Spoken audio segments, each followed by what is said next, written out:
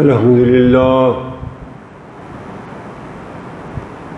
لله نعمده ونستعينه ونستغفره ونؤمن به ونتوكل عليه ونعوذ بالله من شرور أنفسنا ومن سيئات أعمالنا ومن يهده الله فلا مضل له ومن يضلله فلا هادي له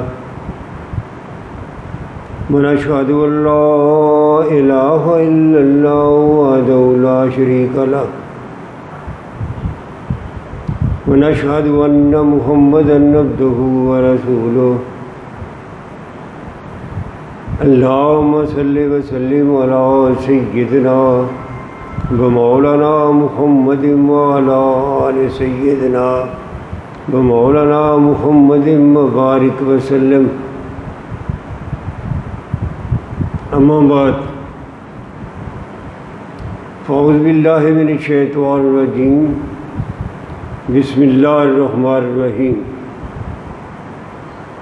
ثم اورثنا الکتاب والذین اصطفینا من عبادنا فمنهم ظالم لنفسه ومنهم مقتصد ومنهم سابق بالخیرات بإذن اللہ ذلك هو الفضل الكبیر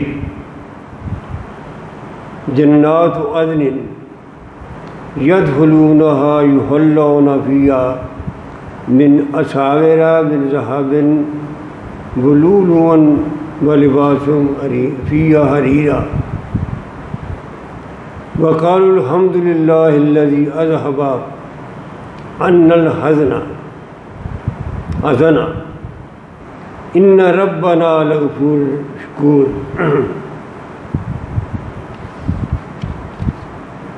صدق اللہ العظیم۔ سامعین کرام، میں نے سورہ فاطر کی 3 آیات تلاوت کی ہیں، 22 پارہ ہے۔ ان آیات میں اللہ تعالیٰ مومنوں کے بارے میں ایک بات کرتا ہے۔ وہ مومن جو اللہ تعالیٰ کو اپنا رب مانتے ہیں، نبی اکرم صلی اللہ علیہ وسلم کو اپنا ہادی مانتے ہیں، اس قرآن پاک کو صحیح کتاب مانتے ہیں، فرشتوں پر ایمان لاتے ہیں،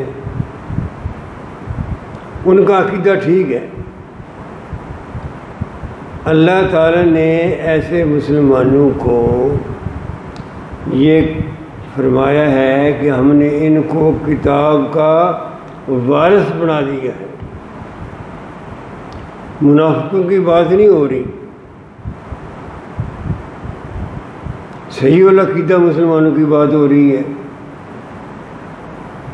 سامعین کرام، اس وقت دنیا میں تقریباً 7 ارب آبادی ہے، ساری دنیا کی۔ اس میں 2.25 ارب مسلمان ہیں۔ آپ کہہ سکتے ہیں کہ ہر 4تھا آدمی مسلمان ہے۔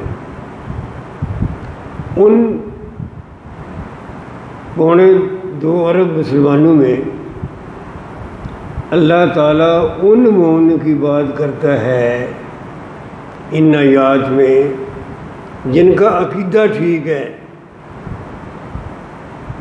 جو اللہ تعالیٰ کو حکم الحاکمین مانتے ہیں، وحدہ لا شریک مانتے ہیں، نبی صلی اللہ علیہ وسلم کو اپنا ہادی پیغمبر مانتے ہیں، کتاب کو مانتے ہیں۔ انہیں اللہ تعالیٰ کہتا ہے یہ کتاب کے وارث ہے۔ اب آگے بات یہ ہے کہ اللہ تعالیٰ نے ان مسلمانوں کی 3 قسمیں بیان کی ہیں، 3 قسمیں بیان کی ہیں، پھر ان کا انجام بتایا ہے۔ اللہ تعالیٰ فرماتا ہے کہ جو پہلی قسم ہے نا،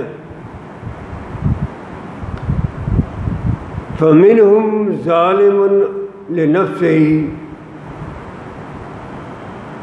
جو پہلا گروہ ہے اللہ تعالیٰ نے 3 گروہ میں تقسیم کیا ہے ان مسلمانوں کو. جو پہلا گروہ ہے ان کے متعلق فرمایا ظالم لنفسہ. یہ بڑے ظالم لوگ ہیں، کبھی کبھی نماز پڑھ لیتے ہیں، بات کرتے ہوئے کبھی جھوٹ بولتے ہیں، کبھی سچ بول لیتے ہیں.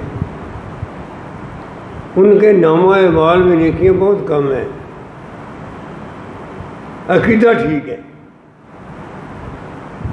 باغی نہیں ہے، منافق نہیں ہے، گنہگار ہیں. اللہ تعالیٰ نے ان کے لیے ظالم کی اصطلاح استعمال کی ہے. انہیں اپنے آپ پر بڑا ظلم کیا ہے. عبادات جو اللہ نے فرض کی ہیں ان کا پورا دھیان نہیں رکھتے، خیال نہیں رکھتے. جمعے کی نماز پڑھ لی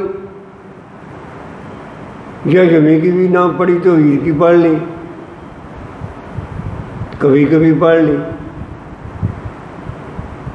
معاملات بھی ان کے ملے جلے ہیں، لوگوں کے ساتھ تعلقات بھی ہیں، اس میں جھوٹ بھی ہے، سچ بھی ہے. لیکن یہ مسلمان تعداد میں چونکہ زیادہ ہیں، بات تو ٹھیک ہے.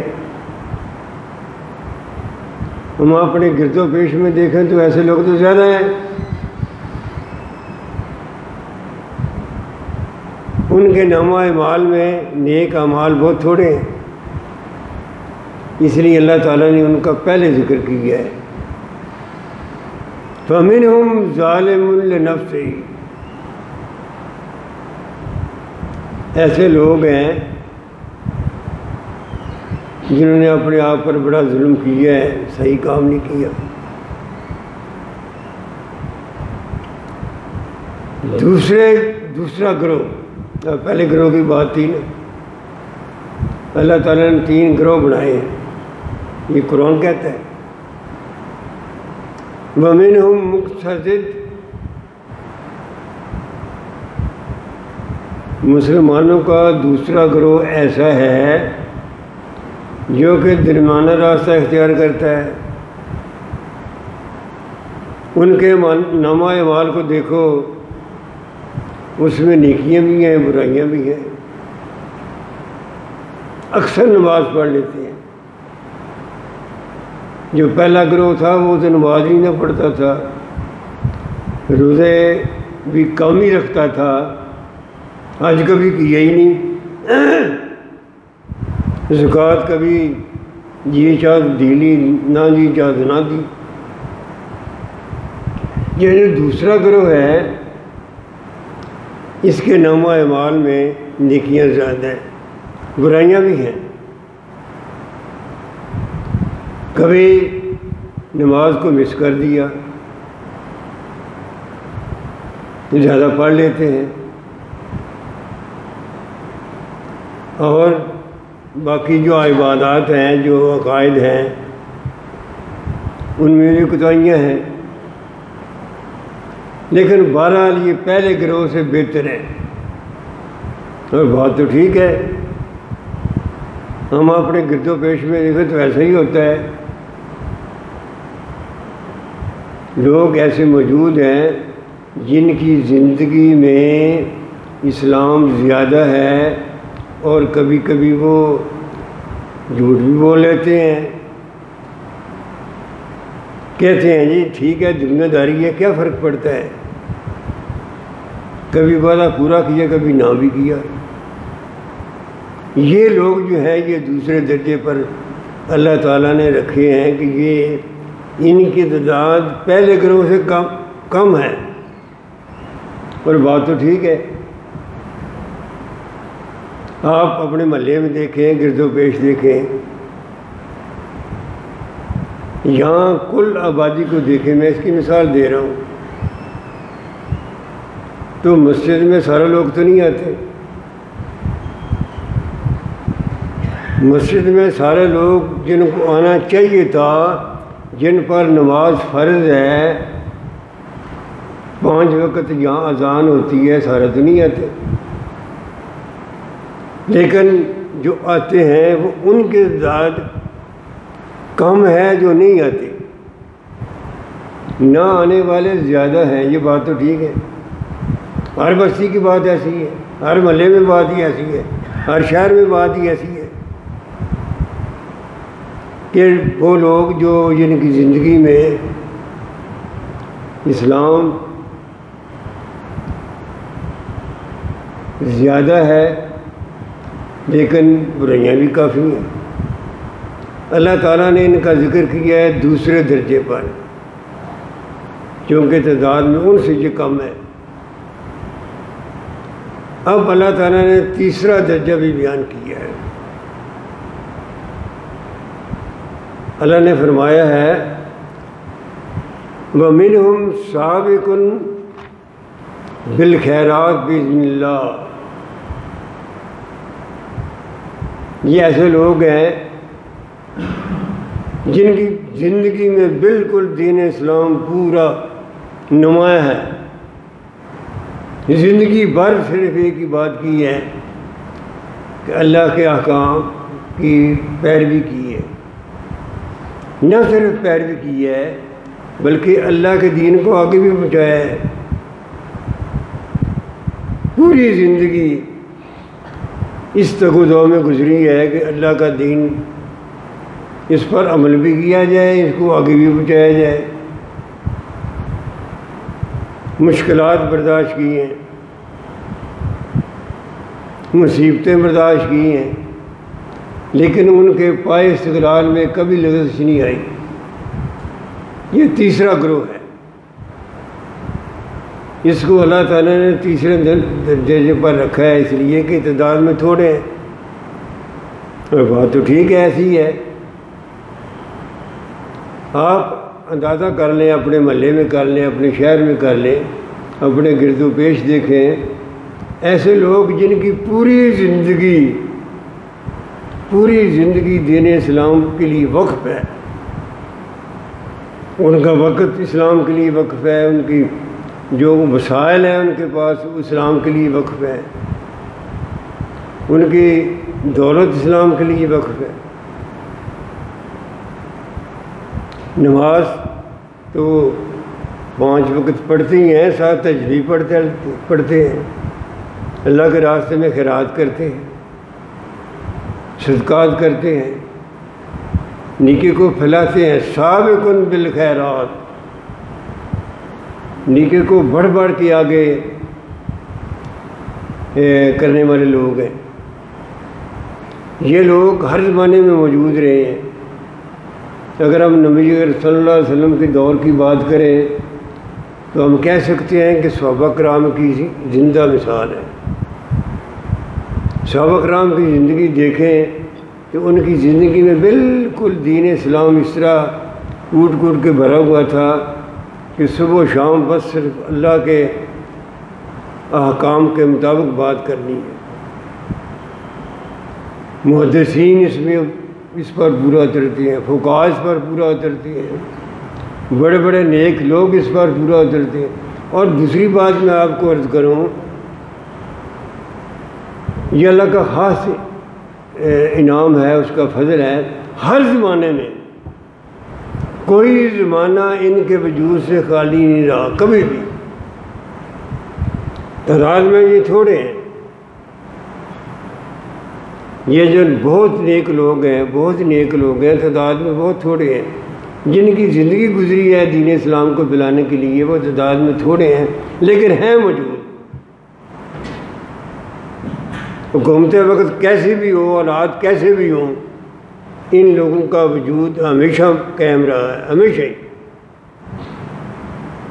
نبی اکرم صلی اللہ علیہ وسلم کے دور سے لے کر آج تک، اور میں کہہ سکتا ہوں آج سے لے کر قیامت تک کے لیے یہ لوگ ضرور موجود رہیں گے۔ ایک گروہ ایسا ضرور موجود ہے جو اللہ کے دین پر پورا عمل کرتا ہے۔ اللہ تعالیٰ نے ان کو تیسرے درجے پر رکھا ہے۔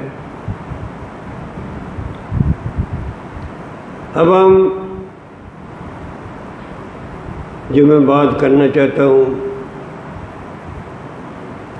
کہ اللہ تعالیٰ یہ فرماتا ہے کہ یہ وہ لوگ ہیں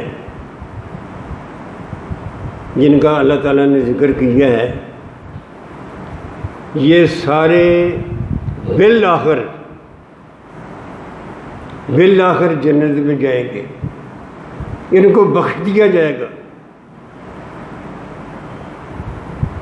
یہ الفاظ آتے ہیں جنات عدن یدخلونها یحلون فیہا من اساور من ذہب ملول ولباسهم فیہا حریر، یہ بخش دیے جائیں گے۔ بہت نیک لوگ بھی، پہلا گروہ جو بنتا ہے نیکی کے لحاظ سے، درمیانے والے بھی، اور وہ لوگ جو جن کا عقیدہ ٹھیک ہے لیکن عمل نہیں ہے ٹھیک، عمل میں بڑی خامیاں ہیں۔ اس کے متعلق نبی کریم صلی اللہ علیہ وسلم کی، اب قرآن کے الفاظ جو ہیں نا، ذالک هو الفضل الکبیر، یہ اللہ کا بڑا فضل ہے، اس کی تشریح نبی کریم صلی اللہ علیہ وسلم نے ایک حدیث میں کی ہے۔ یہ شک ہو سکتا تھا کہ شاید جو آخری گروہ ہے یا درمیانہ گروہ ہے اس کی بات ہوگی، اور جو پہلا گروہ ہے ظالم علی نفسہ، اس کا پتہ نہیں کیا بنے گا۔ اس کی تشریح نبی کریم صلی اللہ علیہ وسلم نے ایک حدیث میں کر دی ہے۔ آپ نے فرمایا کہ قیامت کے روز یہ 3 گروہ ہوں گے جو قرآن نے بیان کیے ہیں۔ ان میں جو آخری گروہ ہے نا، سابقاً بالخیرات باذن اللہ، نیکی میں سبقت لے جانے والا، پوری زندگی جو ہے اس کا نمونہ ہے دین اسلام کا، ان کو اللہ تعالیٰ، حدیث کے الفاظ ہیں، ان کو اللہ تعالیٰ بغیر حساب کے، بغیر محاسبے کے بخش دے گا۔ حدیث کے الفاظ یہ ہیں کہ جو یہ گروہ ہے دین اسلام پر پورا عمل کرنے والا، پوری زندگی، غلطی ہو جاتی ہے، غلطی کو تو معافی مانگ لیتے ہیں اللہ سے، اللہ تعالیٰ انہیں بغیر محاسبے کے، بغیر حساب کے بخش دے گا۔ یہ حدیث کے الفاظ ہیں۔ دوسرا گروہ ہے جو میں نے بیان کیا ہے، مقتصد، درمیانہ گروہ، اس کے نامہ مال میں نیکیاں بھی ہیں، برائیاں بھی ہیں، ملا جلا کام ہے، کبھی نماز چھوڑ بھی جاتے ہیں، کبھی پڑھ لیتے ہیں، زیادہ سچی بات ہی کرتے ہیں لیکن جھوٹ بھی بول لیتے ہیں، کہتے ہیں یہ دنیا داری ہے، کیا ہے جھوٹ بول لیے تو پھر کیا ہوتا ہے، کام بھی تو چلانا ہے نا، ایسے لوگ بھی ہیں۔ ان کے متعلق اللہ تعالیٰ حدیث کے الفاظ یہ ہیں کہ اللہ تعالیٰ ان کو ہلکا حساب ان کا ہوگا، سخت محاسبہ نہیں ہوگا، حدیث کے الفاظ ہیں، کیونکہ ان کے نامہ مال میں نیکیاں زیادہ ہیں، برائیاں کم ہیں، اس لیے اللہ تعالیٰ ان کو ہلکا محاسبہ کر کے ان کو بخش دے گا۔ اور جو تیسرا گروہ ہے جس کا ذکر قرآن پاک نے پہلے کیا ہے، ظالم علی نفسہ، جس کی میں تشریح کر چکا ہوں کہ وہ لوگ ہیں کبھی نماز نہیں پڑھی، کبھی پڑھ لی، کبھی جمعہ پڑھ لیا، کبھی نہ پڑھا، کبھی سچ بول لیا، کبھی جھوٹ بول لیا، وقت کے مطابق جو حالات بنتے ہیں اس کے مطابق کر لیا۔ دنیا دار لوگ ہیں، یہ بڑے سیانے بنتے ہیں کہ ہم دنیا دار ہیں، کیا کریں جی، دنیا چلانی ہے، سارے کام کرتے رہتے ہیں۔ لیکن میں نے جس طرح شروع میں عرض کیا تھا نا، یہ ان لوگوں کی بات ہو رہی ہے جن کا عقیدہ ٹھیک ہے، جو رب کو سچا اپنا رب مانتے ہیں اور نبی کریم صلی اللہ علیہ وسلم پر پورا یقین رکھتے ہیں اور کتاب کو بھی مانتے ہیں، عقیدہ ٹھیک ہے۔ ان کے متعلق حدیث کے الفاظ یہ ہیں کہ تا برخاست عدالت وہ عرصہ پتہ نہیں کتنا ہوگا، صدیوں پر محیط ہوگا، ان کو وہاں میدان محشر میں روک لیا جائے گا۔ جو تمہارے نمو مال میں کچھ بھی نہیں ہے، دوزخ میں نہیں ڈالا جائے گا، وہ جہنم میں نہیں جائیں گے، لیکن بہشت میں ان کو داخلہ نہیں ملے گا۔ یہ حدیث کے الفاظ ہیں۔ ان کو وہاں روک لیا جائے گا۔ کتنا عرصہ یہ ربی بہتر جانتا ہے، کتنی صدیاں روکا جائے گا یہ ربی بہتر جانتا ہے۔ اس یوم محشر کی جو سختیاں ہیں وہ میں کیا بیان کروں، وہاں کسی کو کسی کا ہوش نہیں ہوگا۔ ان سختیوں میں یہ ان کو وہاں رہنا پڑے گا، اور بالآخر حدیث کے الفاظ یہ ہیں، بالآخر اللہ تعالیٰ ان کو بھی اس بنیاد پر معاف کر دے گا کہ یہ مشرک تو نہیں تھے، مجھے مانتے تھے، مجھے بعض لا شریک مانتے رہے ہیں، میرے نبی کو بھی مانتے رہے ہیں، ان کے دل میں میرے نبی کا احترام تو تھا نا، اس میری کتاب کو بھی مانتے رہے ہیں۔ نامہ مال تو نیکیوں سے خالی ہے یا کم نیکیاں ہیں، لیکن بہرحال یہ نہ منافق تھے نہ باغی تھے مسلمان۔ ان کے متعلق اللہ تعالیٰ پھر یہ فیصلہ فرمائے گا کہ ان کو بھی بخش دیا جائے۔ اب آخری بات کرنے سے پہلے میں ایک بات کرنا چاہتا ہوں۔ یہ قرآن کے الفاظ میں بھائی میں اپنی طرف سے بات نہیں کر رہا، یہ کیٹیگرائز جو کیا ہے نا مسلمانوں کو، صحیح العقیدہ مسلمانوں کو، یہ قرآن نے کیا ہے، اور تینوں گروہوں کا ذکر قرآن نے کیا ہے، پھر اس کی تشریح حدیث نبی پاک صلی اللہ علیہ وسلم نے کی ہے۔ اب ہم یہاں جو بیٹھے ہیں ہمیں اپنا اندازہ لگانا چاہیے کہ ہم کہاں کھڑے ہیں۔ کیا پہلا گروہ ہے جن کے متعلق اللہ تعالیٰ نے فرمایا ہے فَمِنْهُمْ ظَالِمٌ لِنَفْسِهِ، یہ بڑے ظالم لوگ ہیں، کچھ نیکی کرتے نہیں ہیں۔ یا دوسرا گروہ ہے یہ مقتصد جو درمیانہ ہے، نیک اعمال بھی کرتے ہیں، ساتھ برائی بھی کرتے رہتے ہیں، دنیا داری چلاتے ہیں۔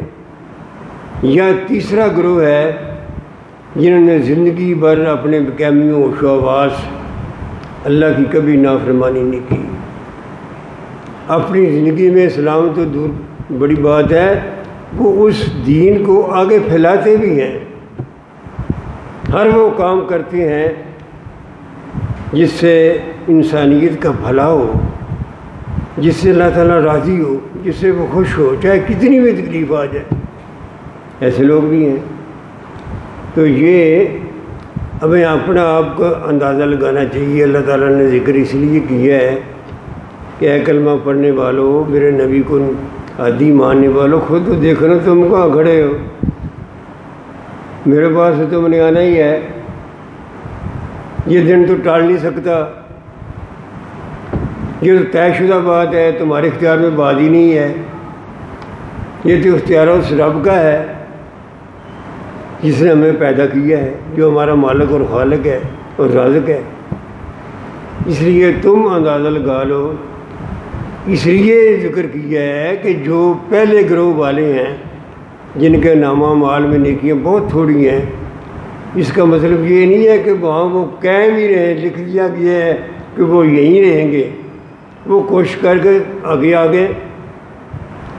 اگر آج تک 5 وقت نماز پڑھنی ہے تو پڑھ لے، کس نے روکا ہے؟ کون سا امر مانے ہے؟ وہ آگے آ سکتے ہیں۔ اور جو دوسرا گروہ ہے درمیانہ قسم کا، ان میں نیکیاں بھی ہیں اور برائیاں بھی ہیں، اس کو کس نے روکا ہے کہ وہ پہلے میں شامل نہ ہو سکے؟ آ جائے ادھر، اپنی زندگی کو پورے دین اسلام کے مطابق ڈال لے، یہ اس لیے ذکر اس کا کیا ہے کہ ہم اپنی حیثیت کا اپنے گریبان میں جان کے اپنا جائزہ لیں کہ ہم کہاں کھڑے ہیں، ہم کہاں کھڑے ہیں۔ اللہ سے دعا ہے، ہم تو گناہ گار مسلمان ہیں، سارے یہاں بیٹھے ہوئے ہیں، اس کے نبی کو ماننے والے ہیں، اس کی رحمت کے شفاعت کے امیدوار ہیں۔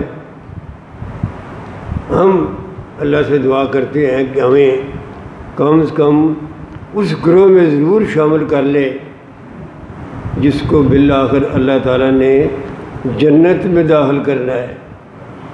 آمین تو کہہ دینا بھائی۔ اب ایک آخری بات جو بڑی سخت ہے، کہ میں نے اس 3 گروہوں کا ذکر بھی کر دیا، اس کے متعلق حدیث کی روشنی میں ساری وہ بات بھی بتا دی۔ ایک بات یہ ہے آخری کہ کیا ہر قسم کا گناہ، ہر قسم کا جرم، جو پہلے گروہ کی بات کر رہا تھا ظالمون علی نفسہ، وہ قابل معافی ہے؟ ایسی بات نہیں ہے۔ میں عرض کرتا ہوں کس طرح۔ مثلا ایک آدمی نے کسی کو قتل کر دیا، ناحق قاتل ہے اور ناحق قتل کیا ہے، بغیر وجہ کے قتل کیا ہے، اس کے متعلق اس قرآن کا یہ فیصلہ ہے کہ اس نے چونکہ بہت بڑا ظلم کیا ہے۔ دیکھو اللہ کا دین کتنا سلامتی کا دین ہے۔ اللہ کا دین فرماتا ہے کہ ایک انسان کا ناحق قتل جو ہے پوری انسانیت کا قتل ہے۔ ایک انسان کا، چاہے وہ غیر مسلم ہی کیوں نہ ہو، ناحق اس کو قتل کر دیا ہے بغیر وجہ کے، اس کے متعلق یہ قرآن کے یہ فرماتا ہے کہ وہ قابل معافی نہیں ہے۔